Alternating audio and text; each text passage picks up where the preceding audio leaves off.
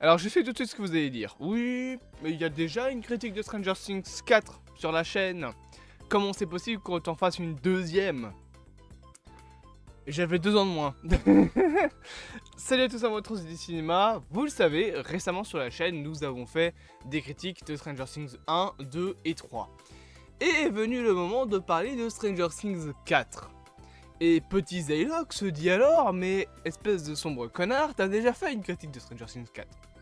Alors j'ai regardé un petit peu. J'ai plus le même avis sur la saison. Et je trouvais intéressant de prendre du recul après 2 ans passés après la sortie de la série. Parce que le problème de ma critique, c'est que déjà, encore une fois, j'avais 2 ans de moins. J'avais 16 ans à ce moment-là, plus ou moins, 16-17 ans, je sais plus. Donc du coup, j'étais encore pas assez rodé en termes de critique. Encore aujourd'hui, c'est pas tout à fait parfait. J'essaye voilà, de dire le plus de choses possible, de donner mon avis le plus possible et le plus correctement possible. Et encore comme ça, t'as des gens qui viennent m'insulter dans les commentaires. Comme il y en a qui vont m'expliquer très gentiment leur point de vue, et ça, je le respecte. Mais du coup, il y a 2 ans, moi les critiques, j'arrivais, je donnais un avis en plus avec un ton de journaliste, c'était horrible. Et concrètement, le point principal aussi qui fait que je refais une critique, c'est qu'il y a 2 ans, c'était la sortie de la série. On avait la hype, tout le monde venait de se refaire la série histoire d'être prêt pour la saison 4. On était tous à fond de balle à vouloir la regarder. Et au final, notre avis était biaisé par la hype. Par exemple, pour moi, la saison 4, c'était une masterclass, c'était la meilleure. Et la saison 3 était moins bonne. Pour moi, la saison 3 jusqu'à là, c'était la moins bonne. Aujourd'hui, vous le savez, la saison 3, j'ai largement changé mon avis dessus. Pour moi, c'est une putain de masterclass, elle est incroyable, la saison 3. Avec le Mind Flayers, Billy, voilà, il y a trop de trucs qui sont bien. Et j'ai revu la saison 4. Et mon avis a changé. Nous sommes 2 ans après la sortie de la série. Que vaut réellement Stranger Things saison 4. Plus la saison 5 arrive potentiellement l'année prochaine. C'est parfait. Parfait. Stranger Things 4, c'est donc la 4ème saison de la série qui est sortie en 2022, donc il y a maintenant presque 2 ans. On y suit bien évidemment tous les personnages que l'on connaît, ainsi que quelques petits nouveaux, on va en reparler juste après. Et ces personnages, tout simplement, vont devoir combattre la plus grosse menace de l'univers Stranger Things, à savoir le grand, le terrifiant, pas du tout. Non, il est pas terrifiant lui. Allez, mon image elle est où? Voilà, Vecna, le grand antagoniste de la série. Je vais être très clair, je vais commencer ma critique par ça, je n'aime pas Vecna. Alors, je dis pas qu'il a pas une certaine prestance, qu'il a pas un certain charisme, mais son origin story elle est claquée du cul les gars. On se réveiller 2 secondes. L'origin story de Vecna c'est quoi? Un gros grand méchant avec des idées complètement timbrées, a perdu une première fois contre l'ennemi, contre le personnage principal, et vient se venger 10 ans après. Et oh, c'était moi depuis le début. Au cas où, c'est un petit peu la même origin story que Reverse Flash. Tuer la mère de Barry, etc. Pour se venger de Flash. C'est basique comme origin story. Et puis Vecna en général, je trouve, ça c'est pas Vecna, c'est une horloge, qu'il a moins de prestance que le Mind Flayers par exemple.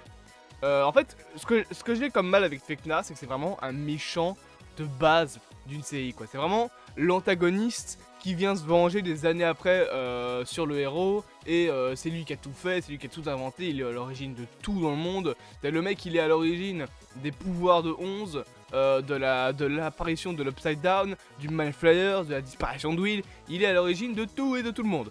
De Billy, voilà. Et je trouve ça dommage. Je trouve ça dommage pourquoi? Parce que j'aimais beaucoup le fait que l'Upside Down, comme on l'appelle ainsi, donc le monde à l'envers, en fait, soit littéralement un monde qui existe depuis des millions d'années.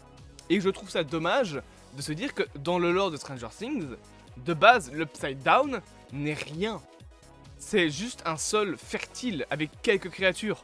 Et c'est Vecna qui a tout créé. C'est Vecna qui a modelé l'Upside Down. On le voit littéralement, c'est lui qui a modelé le Mind Flayers. Mais le Mind Flayers, il était incroyable. Le Mind Flayers, ce que j'aimais bien avec le personnage, enfin avec la créature, c'est que c'est une créature gigantissime, un monstre total, et qui a une prestance monumentale et une portée gigantesque sur l'univers. Le Mind Flayer, c'était le big boss de Donjons et Dragons. Donjons et Dragons, Stranger Things, petit tip, c'est pas là, petit easter egg, je pourquoi Donjons et Dragons, tout ça, vous avez compris la ref. Et j'aimais beaucoup le Mind Flayer dans les 2 saisons. J'aimais beaucoup le fait que ce soit juste une créature. En fait, c'était juste un animal qui se comportait comme un animal. Il avait faim, il avait besoin de manger, donc il va trouver un moyen de se nourrir. Mais là, en fait, le Mind Flayer n'est réduit qu'à l'esclave de Vecna. Les démons gorgons, les démons chiens, les créatures, les tentacules se sont réduits que à des esclaves de Vecna. Et je trouve ça dommage. Et encore plus dommage, Vecna est à l'origine même de l'architecture physique du Mind Flayers. Vecna, quand il arrive, il trouve pas le Mind Flayers comme il est, avec ses grosses pattes. Il le trouve en mode gros nuage. Comme on voit notamment dans la prison russe, comme on a vu le petit nuage s'échapper de Will dans la saison 2 et qui va ensuite infecter Billy. Au final, le Mind Flayers, c'est ça. C'était juste un nuage. Et par la suite, c'est Vecna qui l'a modelé. Modelé à la base de quoi? Modelé à la base d'une araignée. Voilà. Je trouve ça con. Si vous voulez vraiment que Vecna soit à l'origine de ça, faites en sorte qu'on puisse montrer qu'il puisse dompter le Mind Flayers. C'est déjà un peu con qu'un humain dompte une putain de créature de 15 mètres de haut. Et encore, 15 mètres c'est petit, 15 mètres c'est la taille qu'il fait dans Stranger Things 3. Parce que dans Stranger Things 2, s'il fait pas 30 mètres, je me comprendrai. Donc, à la limite, faites en sorte qu'il l'ait dompté. Mais pas qu'il l'ait modelé à son image. Je trouve ça un peu con. C'est vraiment juste en fait dire que l'Upside Down, c'est des esclaves de Vecna. Alors ok, Vecna a une certaine prestance, un certain pouvoir, mais je trouve que c'est un petit peu dommage de faire ça. Moi personnellement, je préfère le Mind Flayers dans les saisons 2 et 3. Je trouve que c'est un meilleur antagoniste. Parce que concrètement, c'est juste un animal qui veut se nourrir. Donc il a des intentions derrière qui sont moins basiques. Vecna, c'est le méchant de base, quoi. Le méchant qui veut se venger du personnage principal parce qu'il lui a fait du mal avant. C'est genre, putain, le nombre de franchises où c'est ça le méchant, quoi. C'est trop basique comme archétype de personnage. Surtout, genre, ce qui accentue en plus ça, c'est le côté monstre, c'est le côté grosse voix, et ça fait vraiment boss final d'un mauvais jeu de rôle, quoi.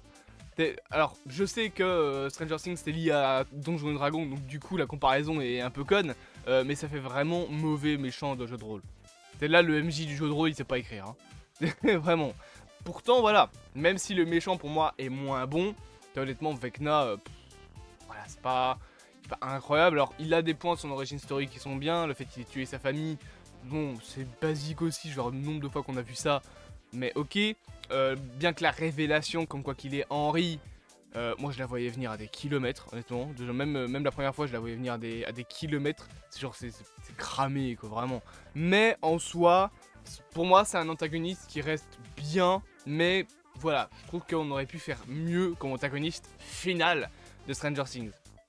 Juste par exemple, imaginons que ce soit un truc en mode, c'est juste une créature, on va dire, à forme humaine, qui, au moment de la saison 4, découvre que 11 a tué le Mind Flayers, et que le Mind Flayers n'existe plus, qu'en gros il découvre que les humains commencent à détruire son monde, et qu'ils se disent bon en fait je vais vous casser la gueule, vous êtes en train de détruire ma planète en fait, enfin mon monde.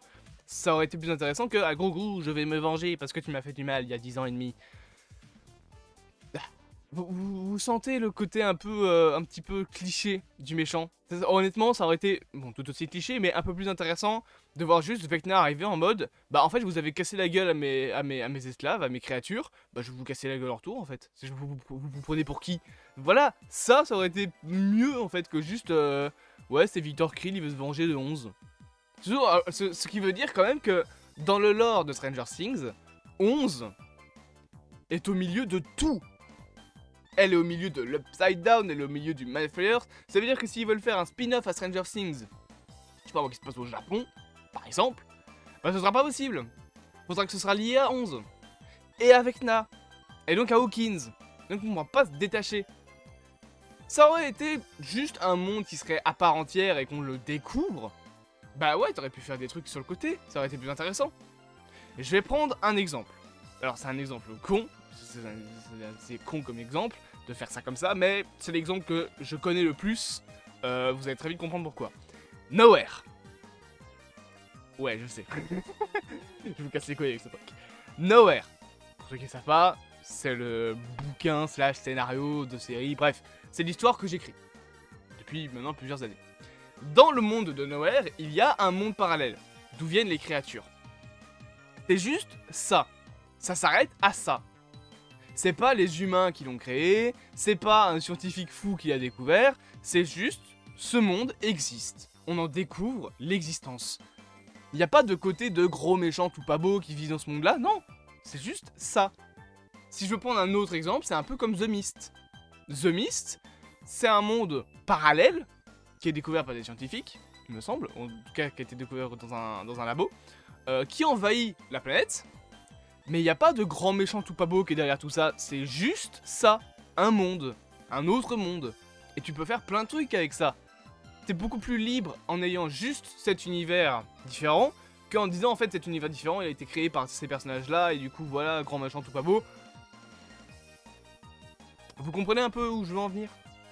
Ça c'est concernant le méchant. Maintenant bien évidemment, il y a des points qui sont cool dans la saison, notamment ce petit bonhomme de Eddie. Alors je vais dire un truc, je trouve qu'il aurait pas dû crever. Même en dehors de l'attachement que j'ai pour le personnage, parce qu'en soi, quand on regarde, on le voit pas beaucoup, hein, Eddie, c'est un personnage secondaire en vrai. Alors il est principal techniquement, mais en vrai on le voit pas tant que ça. Je pense qu'on le voit une vingtaine, une trentaine de minutes grand max dans toute la saison. Bien qu'en vrai je pense qu'on le voit un peu plus quand même, parce que les épisodes sont tous 1 heure et l'épisode final il fait 2 heures, putain. L'épisode final de la saison 4 c'est un putain de film. Mais Eddie, c'est un personnage qui est incroyable, voilà, tout le monde est attaché à lui, c'est le chef du Hellfire Club, il est accusé d'avoir tué Chrissy, voilà, c'est un personnage qui a vraiment une bonne évolution, et je trouve dommage, même en dehors de l'attachement que j'ai pour lui, de l'avoir tué.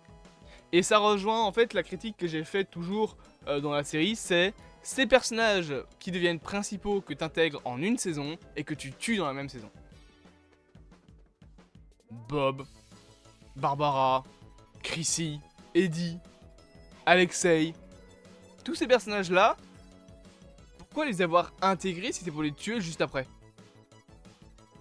Ça fait un petit peu genre juste, ah en fait on a besoin d'un personnage qui fait ça, et après on en a plus besoin, on peut pas mettre un personnage principal pour faire tout ça, donc on va créer un nouveau personnage, et après on va le tuer. Vraiment concrètement, c'est vraiment les personnages tampons. Par exemple, Bob aurait pu être dans la saison 3 et faire ce que Billy a fait. Ou Billy aurait pu remplacer Bob. Non, ça aurait été plutôt l'inverse. Imaginons, dans la saison 2, voilà, Bob c'est le mentor de Will. Et dans la saison 3, plutôt que de faire que Billy, personnage secondaire dont tout le monde se fichait dans la saison 2, devienne un personnage ultra important, avec voilà, son côté où il est infecté par le Malfires, en tout cas il est contrôlé mentalement, pourquoi ne pas faire en sorte que ce soit Bob qui aurait été infecté par le Malfires? C'est un personnage qu'on a appris à aimer. Ça a plus d'impact qu'un personnage ultra secondaire dans la saison 2. Billy, honnêtement, dans la saison 2, tout le monde s'en fout. Genre, voilà. Alors oui, il y a un petit retournement de situation du coup avec la saison 3, quand on voit le passé de Billy, mais ça aurait pu être intéressant aussi de faire ça avec Bob. Ça t'aurait évité de créer un autre personnage pour rien, et au moins il aurait eu une très bonne fin. Parce que Bob, sa mort est marquante, oui, mais en soi elle est pas utile. La mort de Bob, elle est vraiment forcée, je trouve, dans la saison 2. Genre, oh, il a réussi à survivre, slow motion, il se relève tranquillement, et puis paf, un Demo Dog. Réellement, là. Et c'est le problème que j'ai avec Eddie. Eddie, ils le font crever pour rien. Pourquoi est-ce qu'il a décidé de pas rejoindre Dustin? Sérieusement, à la fin, c'est terminé, il n'y a plus besoin de rien faire, il peut repartir. Mais non, le scénario le force à le dire, non, je vais pas fuir. Mais tu fuis pas, là, c'est dans le plan. Et du coup, son côté non, je veux pas fuir, son côté à vouloir être absolument, à vouloir faire ses preuves, a fait qu'il est mort pour rien. Sa mort, elle est conne, à Eddie. Alors, elle est touchante parce qu'on a appris à connaître le personnage, mais sa mort ne sert à rien. Elle n'apporte rien de plus que de la tristesse. Pourquoi l'avoir tué? Vous vouliez le tuer, mais tuez-le la saison d'après. Préparez sa mort. Là, sa mort, elle n'est pas préparée. Sa mort, elle vient d'un coup, sans aucune raison. Les chauves-souris, là, il avait pas besoin de les faire partir du camping-car. Elles étaient parties. Elles étaient plus autour de Vecna, c'était terminé. Et en plus de ça, ça aurait évité que ça donne de la puissance à Vecna quand les chauves-souris ont tué Eddie. Donc je trouve que sa mort n'est pas utile. Autant la mort d'Alexei, ça va avec le fait que c'était un traître, ça va avec le fait qu'il y a des gros Russes tout méchants pas beaux dans la saison 3, c'est préparé. La mort de Bob, ça l'est moins. La mort de Billy, c'était préparé durant toute la saison. Mais la mort de Eddie, ça vient de nulle part. Et c'est pour ça, je pense que beaucoup de gens veulent qu'il revienne dans la saison 5. C'est que sa mort, je trouve ça décevant de l'avoir tué. Même hors de l'attachement qu'on peut avoir pour Eddie dans la saison 4, sa mort n'a pas de raison d'être en fait. Ça aurait été plus intéressant de le faire attaquer un plus gros ennemi. Vous voulez vraiment lui montrer qu'il ne fuit plus?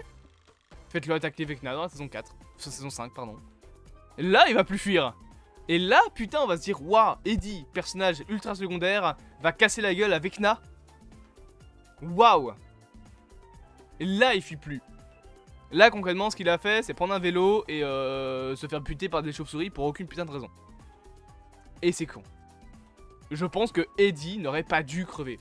Et aujourd'hui, honnêtement, Eddie reviendra pas, les gars. Eddie reviendra pas parce que ça veut dire faire revenir un personnage qui est mort. Et ça, la série l'a encore jamais fait. Hopper. Bon, Hopper, tout le monde savait qu'il était pas mort. Hein. Soyons sérieux 2 secondes. Mais du coup, sa mort, si jamais il revient, non seulement elle aura servi à rien, mais en plus, elle aura plus d'impact. Je vais prendre un autre exemple, qui est pas dans la même saga. Iron Man. Iron Man est mort. Il a une mort incroyable. Il s'est sacrifié. Oui, ok, il aurait pu avoir quelqu'un d'autre qui se sacrifiait, mais là, dans l'instant présent, c'était pas possible de faire autrement. Et Iron Man a une très belle mort. Le faire revenir, ça détruirait la mort dans Endgame. Eddie, il n'y avait plus besoin qu'il reste dans l'Upside Down. Il n'y avait pas besoin. Il aurait pu partir, les choses auraient été les mêmes. Ce qui aurait changé, c'est que ça aurait pas donné plus de force à Vecna quand les chauves-souris l'ont tué.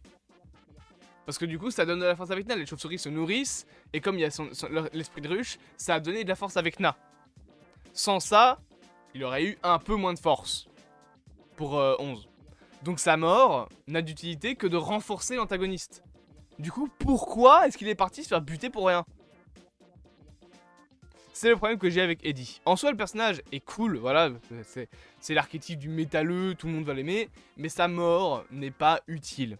Et il reviendra pas dans la saison 5 parce que du coup, bah, ça va casser cette mort. Autre truc que j'ai aussi à dire, c'est les pouvoirs de Vecna et l'ambiance de la saison, toujours aussi incroyable. Genre, les musiques sont toujours aussi bien choisies. Le fait de montrer que ce qui permet de se libérer de l'emprise de Vecna, c'est de la musique, je trouve ça incroyable. Rien que le fait que Max se pose la question de « Ouais, mais si je m'habitue à la musique, est-ce que Kate Bush va encore me sauver ?» Je trouve que c'est très cool d'avoir ça comme dialogue, de se dire « Mais en fait, elle a peur. Elle a peur pour sa vie, pour la première fois. On montre vraiment qu'elle a peur. On montre les traumas de ce personnage, avec notamment la mort de Billy. Concrètement, voilà, les personnages sont toujours aussi bien écrits, mais je trouve que la saison a quand même quelques défauts qui font que pour moi c'est pas la meilleure saison. En tout cas, c'est une des plus bonnes, certes, mais je pense qu'elle se bastonne avec la saison 3. Pour moi, c'est les 2 meilleures saisons. Voilà. Ça reste très cool, ça reste quasiment une masterclass, mais après avoir eu le détachement de la hype, faut avouer qu'il y a des points faibles dans la saison. Après, il y a aussi des trucs qui sont trop bien, genre l'investissement, enfin l'investigation avec Nancy et Robin quand ils vont voir Victor Krill, qu'on lui raconte les origines, que c'est ainsi qu'elle découvre que du coup la musique a un impact avec Vecna. Je trouve que c'est une super bonne idée. Donc vraiment, voilà, c'est une saison qui a encore de très bonnes idées, mais je pense que ça aurait pu être mieux fait. Notamment ne pas tuer Eddie et écrire un peu mieux Vecna. C'est les 2 points, je trouve, qui auraient pu changer. À part ça, concrètement, la saison reste quand même incroyable. Alors, voilà, faut pas commencer à jeter des cailloux pour rien. La saison reste quand même une masterclass. Enfin, quasiment une masterclass. Parce qu'on utilise ce mot trop souvent, alors que masterclass, voilà. Et j'ai encore énormément de hype pour la saison 5. Mais je pense qu'il faut, voilà, remettre un petit peu les points sur les i. Donner les points négatifs de la saison. Après 2 ans, après la fin de la hype Stranger Things 4. Voilà, selon moi, ce que vaut réellement la saison 4. J'espère que cette petite vidéo vous aura plu. Bien évidemment, n'hésitez pas à vous abonner, à partager, à liker et à commenter. Et on se dit à bientôt pour de prochaines aventures. Et j'ai trop hâte de voir la saison 5.